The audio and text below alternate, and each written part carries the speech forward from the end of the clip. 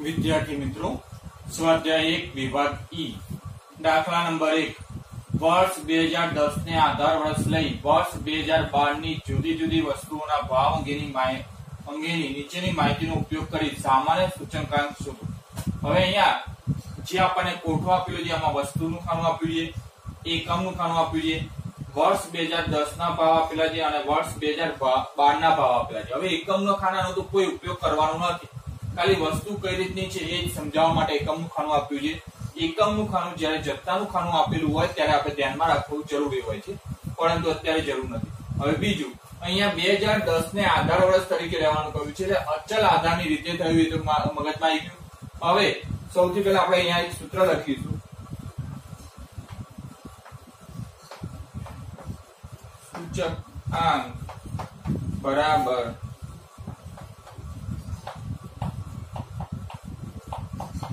ચાલુ વર્ષનું એકમ ભાગ્યા અચલ આધાર વર્ષનો એકમ ગુણ્યા 100।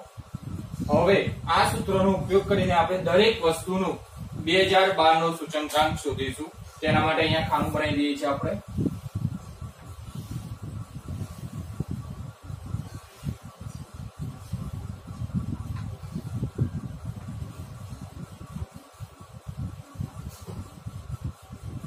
હવે અહીંયા લખીએ 2012 નો સૂચકાંક। હવે આ જે શબ્દમાં માહિતી લખી છે એને આપણે અહીંયા સંજ્ઞામાં લખીએ તો P1 ભાગ્યા P0 ગુણ્યા 100। P1 એટલે ચાલુ વર્ષનો ભાવ, તો P1 2012 ને ચાલુ વર્ષનો ભાવ કહીએ તો P1 અને 2010 આધાર વર્ષનો ભાવ એટલે P0। હવે એ રીતે અહીંયા કિંમત મૂકીને કેલ્ક્યુલેશન કરીએ તો 120 ભાગ્યા 110 ગુણ્યા 100 તો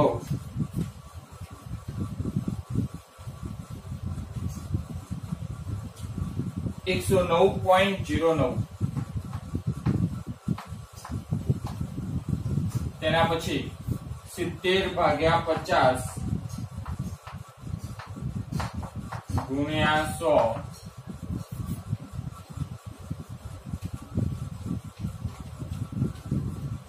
140। 60 ભાગ્યા 40 ગુણ્યા 100 150। 90 ભાગ્યા 80 ગુણ્યા 100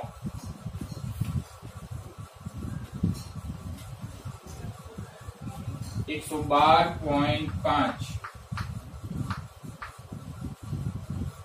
20 ભાગ્યા 20 ગુણ્યા 100 એટલે જવાબ 100। હવે એનો સરવાળો કરી દઈએ, જેને આપણે સિગ્મા આઈ કહીશું, સૂચકાંકોનો સરવાળો। તો 109.09 વત્તા 140 વત્તા 150 વત્તા 112.5 વત્તા 100 611.59। હવે અહીંયા આપણે સામાન્ય સૂચકાંક કહ્યું છે, તો અહીંયા લખીએ આપણે કે 2012 નો સામાન્ય સૂચકાંક બરાબર sigma I upon N. Sigma I એટલે 611.59 ભાગ્યા, હવે જેટલી વસ્તુઓ છે એ વસ્તુઓની સંખ્યા ગણી લઈએ, 1 2 3 4 5 વસ્તુ એટલે n બરાબર 5, તો 611.59 ભાગ્યા 5 122.32।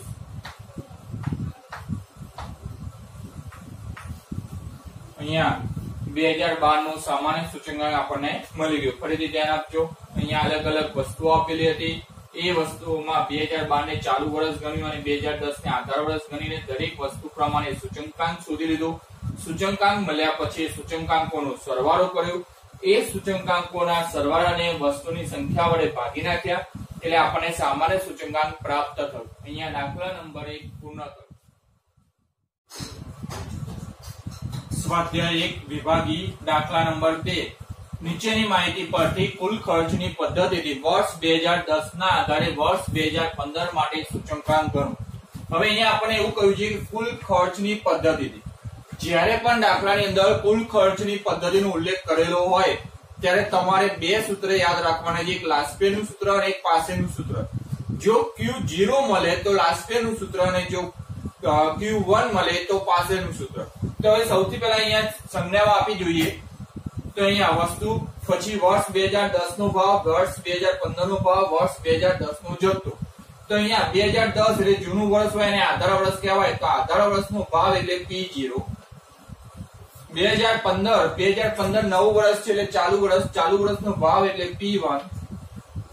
વર્ષ 2010 નો જથ્થો, 2010 જૂનું વર્ષ એટલે આધાર વર્ષનો જથ્થો એટલે Q0.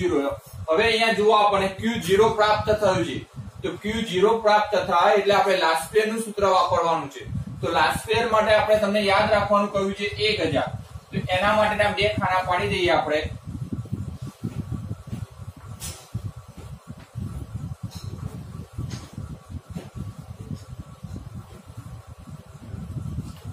ખાનાની અંદર P Q P Q.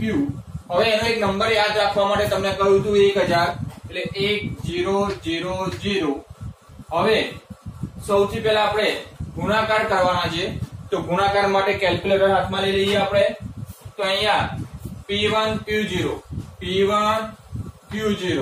14 ગુણ્યા 8 112 42 ગુણ્યા 4 168 ચોક 32 320 26 ગુણ્યા 16 416. તેના પછી P0 Q0 એટલે P0 અને Q0 10 ગુણ્યા 8 80 3 ચોક 12 120 ચોકુ 16 160 16 દુ 32 320. હવે તેનો સરવાળો કરી લઈએ આપણે. તો સૌથી પહેલા P1 Q0 નો સરવાળો 112 વત્તા 168 વત્તા 320 વત્તા 416 1016. તેના પછી 80 120 160 320 680. હવે અહીંયા આપણે લખીએ કુલ ખર્ચની રીતે.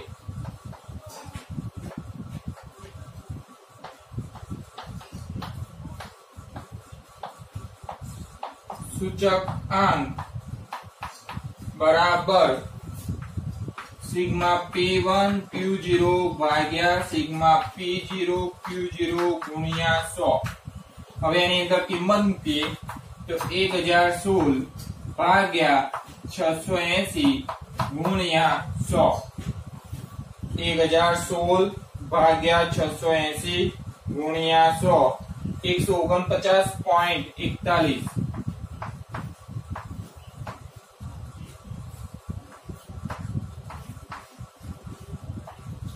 અહીંયા કુલ ખર્ચની રીતે આપણે 2015 નો સૂચકાંક શોધી લીધો છે. અહીંયા દાખલા નંબર 2 પૂર્ણ થયો. દાખલા નંબર 3 નીચેની માહિતી પરથી વર્ષ 2013 ને આધાર વર્ષ તરીકે લઈ વર્ષ 2014 માટે કુલ ખર્ચની પદ્ધતિથી સૂચકાંક ગણો.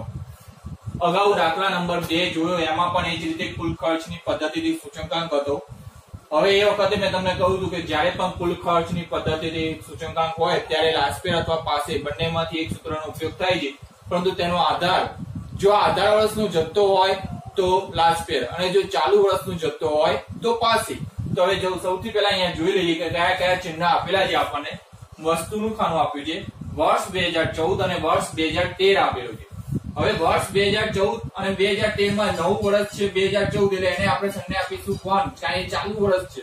અને વર્ષ 2013 એ જૂનું વર્ષ, જેને આપણે સંજ્ઞા આપીશું આધાર વર્ષની સંજ્ઞા 0. હવે 2014 નો જથ્થો એટલે Q1, 2014 નો ભાવ એટલે P1, 2013 નો ભાવ એટલે P0. તો હવે અહીંયા આપણને Q1 પ્રાપ્ત થયું છે. Q1 આવ્યો એટલે આપણે પાસેનું સૂત્ર વાપરવાનું છે. તો સૌથી પહેલા અહીંયા બે ખાના બનાવી દઈએ.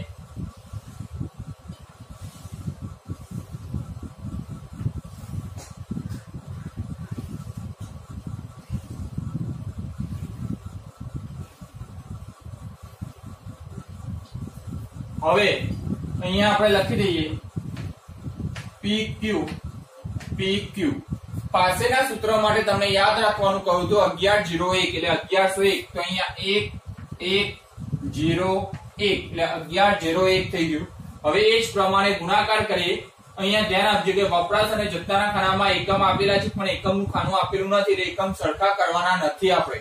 હવે અહીંયા ગુણાકાર કરવાનો છે P1 Q1 નો તો P1 Q1 એટલે 15 ગુણ્યા 24 360 તેના પછી 10 ગુણ્યા 45 450 5 ગુણ્યા 20 એટલે 100 90 ગુણ્યા 3 એટલે 270। હવે P0 Q1 તો P0 અને Q1 20 ગુણ્યા 15 300 40 ગુણ્યા 10 400 16 85 8 તરી 24 240। હવે તેનો સરવાળો કરી લઈએ આપણે તો અહીંયા 360 વત્તા 450 વત્તા 100 વત્તા 270 એટલે 1180। એ રીતે બીજો સરવાળો 300 વત્તા 400 વત્તા 80 વત્તા 240 1020। હવે અહીંયા લખીએ આપણે કે 2014 નો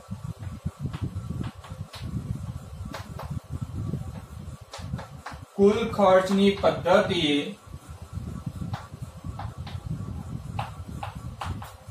રીતે સૂચકાંક બરાબર।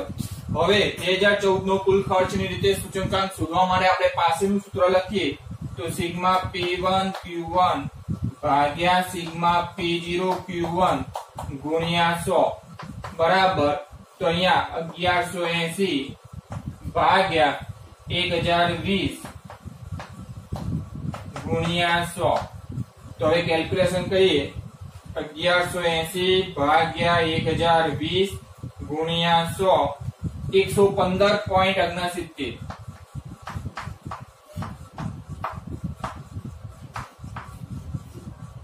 અહીંયા કુલ ખર્ચની પદ્ધતિએ 2014 નો સૂચકાંક 115.69 મળ્યો। એની સાથે દાખલા નંબર 3 પૂર્ણ થયો।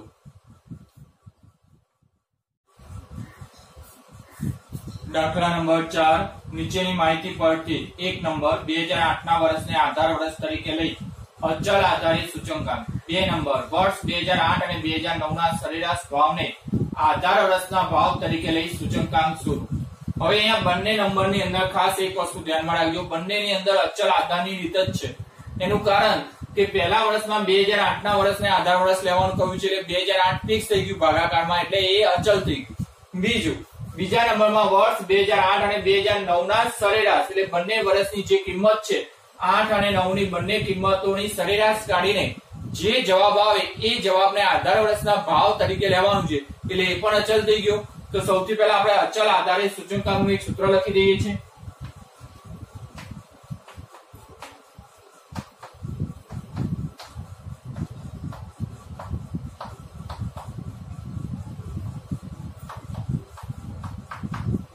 બરાબર અચલ આધારિત સૂચકાંક બરાબર ચાલુ વર્ષનો એકમ ભાગ્યા અચલ આધાર વર્ષનો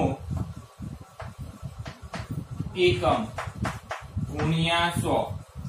હવે આ સૂત્રનો ઉપયોગ કરીને આપણે સૌપ્રથમ પહેલા નંબરની રીત કરીશું। તેના માટે ખાનું દોરી દઈએ છીએ।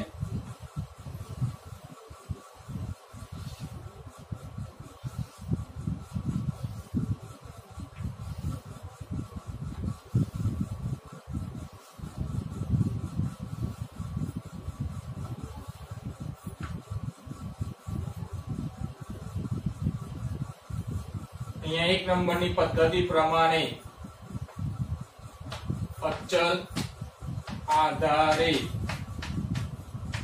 સૂચકાંક જેમાં 2008 ને આધાર વર્ષ તરીકે લીધું છે, એટલે અહીંયા ઉલ્લેખ કર્યો આપણે કે 2008 ને આધારે. તો અહીંયા હવે ગણતરી કરીએ તો પ્રથમ વર્ષે 32, જે વર્ષની ગણતરી કરીએ એને ચાલુ વર્ષનો એકમ ભાગ્યા આધાર વર્ષ તરીકે 2008 ની કિંમત એટલે 32 જ, 32 ભાગ્યા 32 ગુણ્યા 100 એટલે જવાબ આવ્યો 100. હવે બીજા વર્ષની ગણતરી કરીએ ત્યારે બીજું વર્ષ એ ચાલુ વર્ષ થઈ ગયું. હવે એ કિંમત છે 38 અને 2008 ની કિંમત બધામાં એક સરખી રહે 32 જ ભાગાકારમાં લેવાના. 38 ભાગ્યા 32 ગુણ્યા 100 118.75. તેના પછી 2010 માટે 40 ભાગ્યા 32 ગુણ્યા 100 125. 42 ભાગ્યા 32 ગુણ્યા 100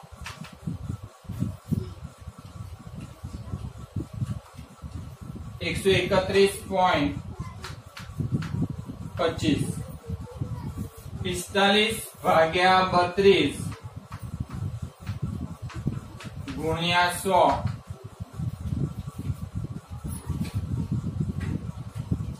140.63. અથવા 3 આંકડામાં જવાબ છે એટલે આખો જવાબ લખવો હોય તો 625. પોઈન્ટ પછી 3 આંકડામાં જવાબ આવી જતો હોય તો 3 3 આંકડા લખવો તો વધારે સારું, અને 2 આંકડામાં લખવું હોય તો 5 ના હિસાબે અહીંયા 3 થઈ જશે. હવે 60 ભાગ્યા 32 ગુણ્યા 100 60 ભાગ્યા 32 ગુણ્યા 100 187.5. તેના પછી 65 ભાગ્યા 32 ગુણ્યા 100 203.125. અહીંયા પહેલા નંબરની રીતે 2008 ને આધાર વર્ષ તરીકે લઈને આપણે સૂચકાંક શોધી લીધા. હવે 2 નંબરનો પોઈન્ટ, 2 નંબરના પોઈન્ટની અંદર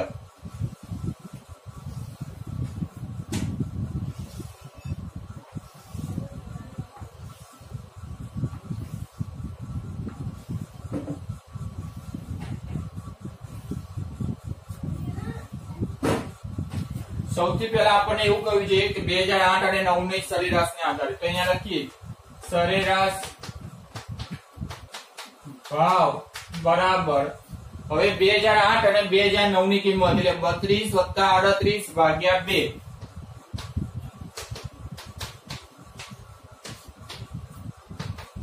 બરાબર 35. એટલે કે આ 35 ને આપણે દરેક વર્ષના ભાગાકારમાં લેવાના છે.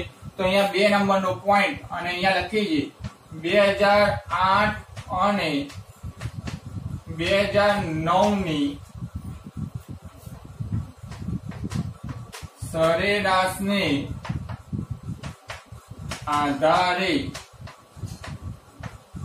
સૂચકાંક. હવે આ જ સૂત્રનો ઉપયોગ કરવાનો છે, પરંતુ અચલ આધારની અંદર અચલ આધારે જે પણ એકમ મૂકવાનો છે એમાં બધામાં 35 ભાગાકારમાં લેવાના. કેટલા લેવાના? 35. તો હવે ફરીથી ગણતરી કરીએ 32 ભાગ્યા 35 ગુણ્યા 100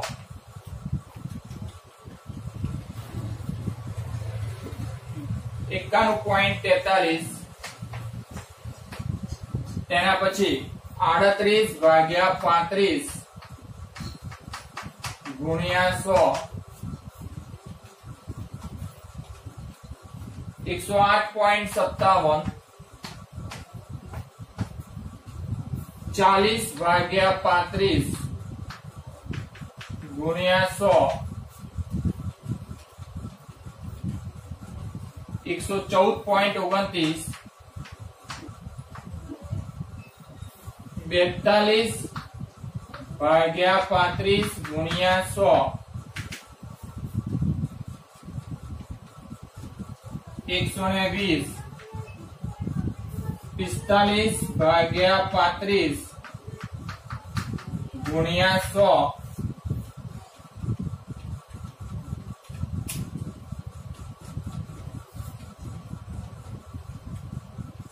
128.57 60 ભાગ્યા 35 ગુણ્યા 100 171.43 65 ભાગ્યા 35 ગુણ્યા 100 185.71 આમ 2008 અને 9 ની સરેરાશ ને અચલ આધાર તરીકે લઈને આપણે સૂચકાંક શોધી લીધો। અહીંયા દાખલા નંબર 4 પૂર્ણ કરો।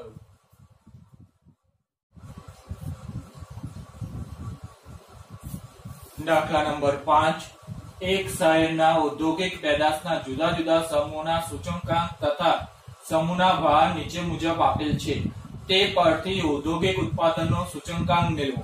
હવે અહીંયા ધ્યાન આપજો, ઉત્પાદનનો સૂચકાંક શોધવાનું કહ્યું છે, પણ મેં અગાઉ પણ તમને દાખલાઓમાં સમજાવ્યું છે કે જ્યારે પણ રકમની અંદર ભાર શબ્દ આવે એટલે તમારે ફરજિયાત IW ની રીતે સૂચકાંક શોધવાનો રહેશે। તો અહીંયા ભાર એટલે W અને સૂચકાંકની સંજ્ઞા છે I, એટલે I પણ આપેલા છે, W પણ આપેલા છે। તો આપણે અહીંયા એક ખાનું બનાવીને IW શોધી લઈએ।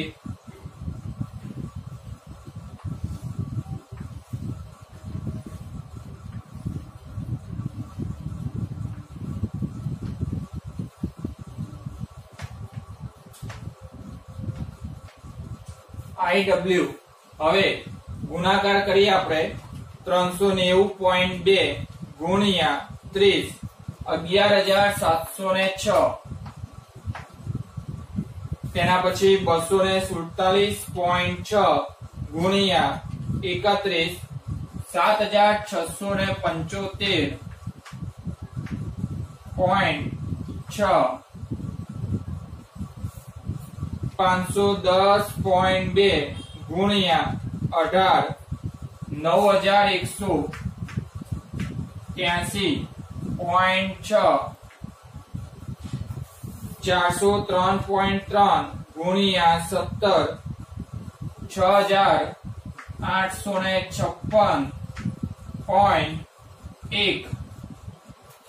624.4 ગુણ્યા 4 2497.6 હવે સરવાળો કરીએ તો 11706 વત્તા 7675.6 વત્તા 9183.6 વત્તા 6856.1 વત્તા 2497.6 37,918.9 W નો સરવાળો કરી દઈએ તો 30 વત્તા 31 વત્તા 18 વત્તા 17 વત્તા 4 એટલે 100। હવે અહીંયા લખીએ ઔદ્યોગિક ઉત્પાદનનો સૂચકાંક બરાબર સિગ્મા IW ભાગ્યા સિગ્મા W। તો અહીંયા કિંમત મૂકી 37,918.9 ભાગ્યા 100 એટલે જવાબ 379.19 આ એનો જવાબ આવ્યો, જેની સાથે આપણો દાખલા નંબર 5 પૂરો થયો।